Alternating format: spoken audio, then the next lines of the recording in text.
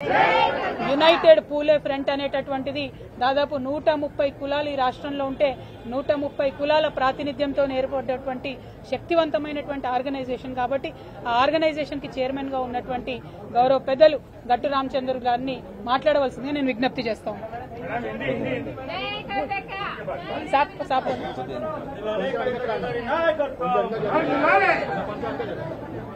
ఈరోజు dedicated commission కి United పూలే front తో ఒక మెమోరాండం ఇచ్చాం. మీకు తెలుసు, యునైటెడ్ పూలే ఫ్రంట్ అనేది కవితమ్మ గారి సలహాతో సపోర్టుతో ఈ రాష్ట్రంలో ఒక ఆర్గనైజేషన్ ప్రారంభించి అన్ని జిల్లాల్లో రౌండ్ టేబుల్ సమావేశం చేసి ఆ జిల్లాల్లో ఉన్న కుల పెద్దలందరినీ కూడా పిలిచి వాళ్ళ అభిప్రాయాలను కూడా తీసుకొని ఆ అభిప్రాయాలన్నీ అలా క్రోడీకరించి డెడికేషన్ కమిషన్కి ఒక మెమోరాండంగా ఇచ్చాం. మేము అడిగేదల్లా స్పెషల్గా ఏంటంటే, ఈ కులాల వారిగా జనాభా సంఖ్య లేకపోవడం వల్ల అన్యాయం జరుగుతూ ఉంది. 85 కులాలకు ఈ రోజు కూడా ఒక వార్డు మెంబరు కూడా గెలవని కులాలు ఇప్పటికీ మిగిలి ఉన్నాయి. ఒక నాయి బ్రాహ్మణ కార్పొరేషన్కు ఉమ్మడి రాష్ట్రం నుంచి ఇప్పటిదాకా ఒక్క టౌన్కు తప్ప చైర్మన్ లేడు. దక్షిణ భారతదేశంలోనే రజక ఎమ్మెల్యే ఒక్కడి తప్ప ఎవరు లేరు. ఇలాంటి పరిస్థితులలో దేశవ్యాప్తంగానే ఈ జనగణన జరగాలి, దాంట్లో ఈ కులగణన అనేది కంపల్సరీగా ఉండాలి అని చెప్పేసి మేము డిమాండ్ చేశాం.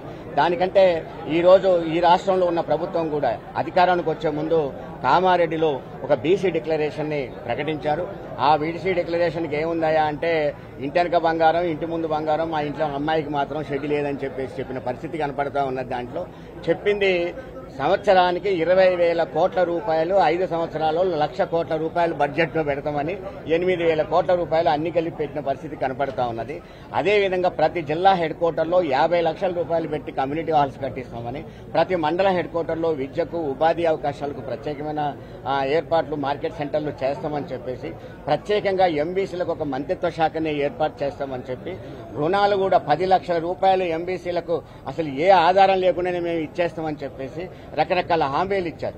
మేము స్పష్టంగా చెప్తుంది, అట్లాగే కమిషన్ కూడా సూచన చేయమని ప్రభుత్వాన్ని ఆదేశించమని మేము చెప్పింది ఏంటంటే, మీ కులగణలో మీరు ఆర్థిక సమస్యలు కూడా తీసుకున్నారు కాబట్టి మీరు ఆర్థికంగా ఎంత ఉన్నారని చెప్పడమే కాదు, భవిష్యత్తులో మేము ఆర్థికంగా ఎలా పెరగాలో కూడా చెప్పగలగాలి. కాబట్టి మా అందరికీ కామారెడ్డి డిక్లరేషన్లో మీరు ఏదైతే చెప్పారో, మిమ్మల్ని నమ్మి మీ డిక్లరేషన్ నమ్మి బీసీలుగా మేమేదైతే ఓట్లేసామో మీరు అధికారంలోకి వచ్చారో దాన్నే తూచా తప్పకుండా ఉన్నట్టుగా అమలు చేయమని మేము కోరుతా ఉన్నాం.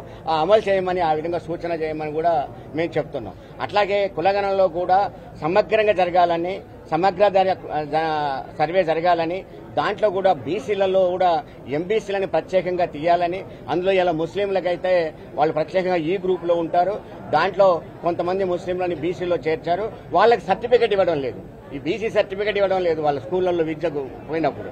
అదేవిధంగా ఏదైనా డేవిడ్ అని పేరుంటే చాలు వాళ్ళకి సర్టిఫికెట్లు ఇవ్వడం లేదు, ఎందుకంటే మీరు క్రిస్టియన్ బీసీలు అని. ఈ రకరకాల సమస్యలు మా ముందుకన్నా వచ్చాయి కాబట్టి వీటన్నిటిని పరిష్కరించాల్సిన అవసరం ఉంది కాబట్టి కమిషన్లు సూచనలు చేయమని చెప్పాము. అదేవిధంగా యూపీఎఫ్ భవిష్యత్తులో కూడా కవితమ్మ గారి సహాయంతో సపోర్ట్తో ఖచ్చితంగా ప్రతి జిల్లాలో ప్రతి నియోజకవర్గంలో ఈ బీసీ డిక్లరేషన్ ని అమలు చేయాలని పోరాటం చేస్తాం. అదేవిధంగా మన కమిషన్ చైర్మన్ గారిని కూడా ఆ విధంగా మీరు సలహాలు ఇవ్వాలి, ప్రభుత్వాన్ని ఆదేశించాలని. కేంద్రంలో చూసినట్టయితే కేంద్రంలో బీసీలకు మంత్రి లేడు, బీసీ మంత్రి ఉండటం వేరు, బీసీలకు మంత్రి ఉండటం వేరు. ఎవరు ఏది అడిగినా బీసీ మంత్రిని చూపెడుతున్నారు. కాదు, మాకు బీసీల కోసం మంత్రి కావాలి, మంత్రిత్వ శాఖ కావాలి, బీసీల సంక్షేమం కోసం మంత్రిత్వ శాఖ కావాలి. అలాంటి లేదు కేంద్రంలో, రాష్ట్రంలో ఉంటుంది తప్ప. ఆ సూచనలన్నీ కూడా మేము చేయాలని అడుగుతా ఉన్నాం. ఖచ్చితంగా బీసీలకు రాబోయే కాలంలో స్థానిక సంస్థల్లో మేమెంతో మాకంతా ఆ విధంగా రిజర్వేషన్ రావాలని కూడా మేము ప్రత్యేకంగా కోరాం. ఆ విధంగా సూచన కూడా చేయమని కమిషన్ గాని అడిగాం.